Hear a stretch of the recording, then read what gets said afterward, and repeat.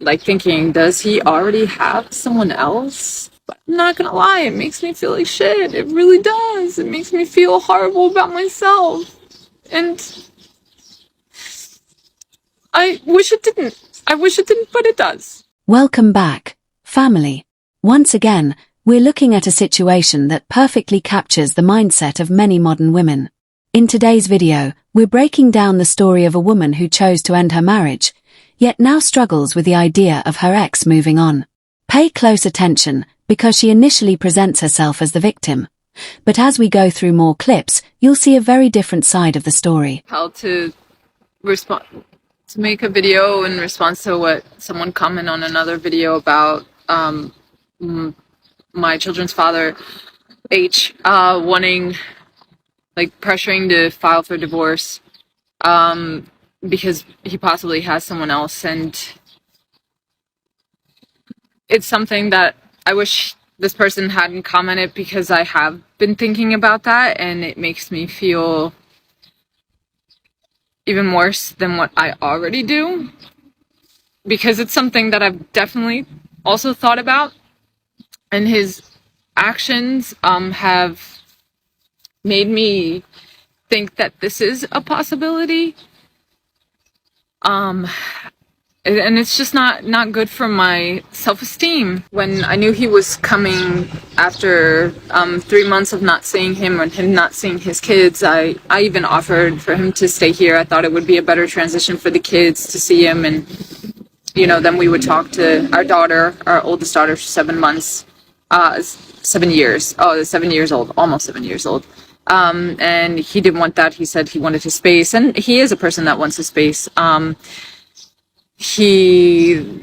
When he's next to me and he's on his phone, he kind of goes like this, the pressuring, and then he already talked about, when we were talking about how we were going to be before we talked to our daughter, and how we wanted, I said, I want this to be okay, we weren't meant for each other, but that doesn't mean we have to be enemies, and it's good for them to see that we can even be friends, right? And have like moments that it's the four of us. So yeah, the different behaviors have gotten me like thinking, does he already have someone else? And it does make me feel like shit even more. It really does, because I feel like I'm that easily replaceable. For 12 years that I've been with him, I feel like I've begged for his love, and it's like, the harder, the more the people play hard to get, the more you want that person. I feel like that's what's happening, even though I know that he is not the person for me. It's an ego thing. I know that. I know it's an ego thing. But I'm not gonna lie, it makes me feel like shit. It really does. It makes me feel horrible about myself. And I wish it didn't, but it does. And so then I feel like maybe it's time to just like rip the band-aid off and like start dating myself, or seeing what's out there. And I know a lot of people say, no, you're not ready, and you gotta learn to love yourself before you can love someone else, and you gotta be by yourself. But I feel like I have been for the last 12 years, actually. I feel like I have been by myself in a certain way. I've been with someone, but he's been doing his own thing this whole time, and I'll get into that in another post. But yeah, part of me just wants to just like, let's go, let's move on, let's do this, because I do not like feeling like shit and like I'm not worthy of people's. This is a classic example of how pride and unresolved emotions can end up causing someone to sabotage their own life. Despite being the one who initiated the divorce, she's clearly upset by the possibility that her husband has moved on. Don't let the emotional display distract you from the facts. By her own account, she's the one ending the marriage, and much of that decision appears to stem from resentment over her husband's growing success. Let's look at the next clip. Load. Yeah, when it comes to the kids, that's just it's not the same. I mean, biologically, we nurse, or some, not all. So While H was able to really dedicate himself more to his career, I've had to split myself, and it has been extremely difficult. We both work in video production, and since I've known him, H has always traveled for work, and I completely get that and whatnot. But once we had, our daughter, it continued, which is fine. It was just more of a feeling like it's not the same for me. Like, I can't just up and leave, for weeks at a time, sometimes almost a month. And like, I couldn't do that, I would, or I could, I know I could if I wanted to, but I didn't want to. And so, of course, it was like, he is, moving up in his career, and I am staying stagnant, and that is frustrating. And then finally, when my daughter turned 2 and I came back to the United States after, living in Mexico for such a long time, and offered a bigger position in a production company, and I took it. It was the first time that I was away from her, and working a full-time job, and I loved it.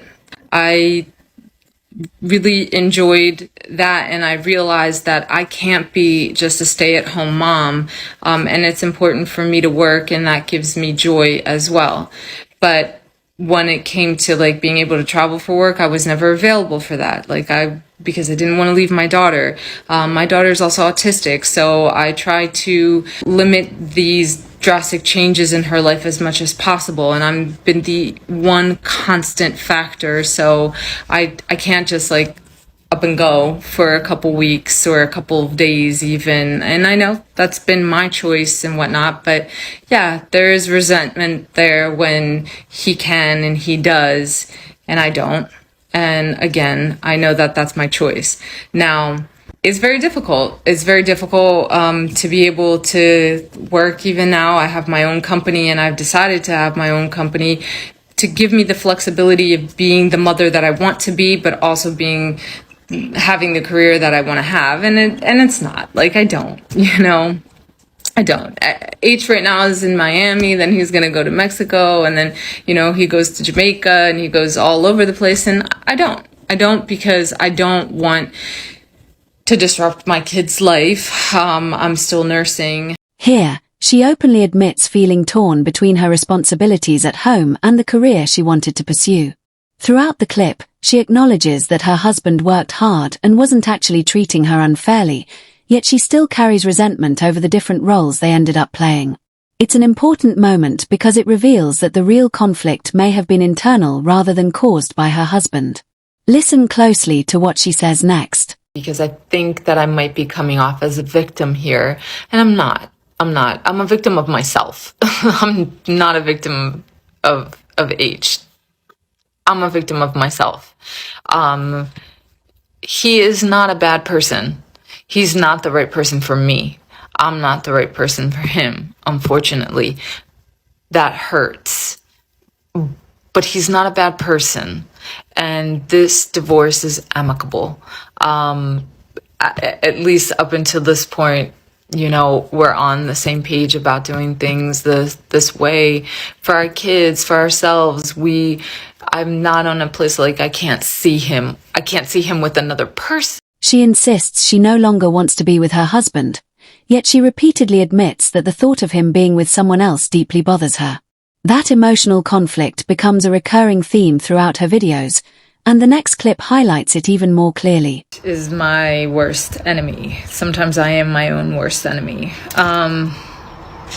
For instance, this is going to be difficult to say because makes me sound like a crazy person, and I realize that, but it's the truth, and I said that I would be raw and unfiltered, right?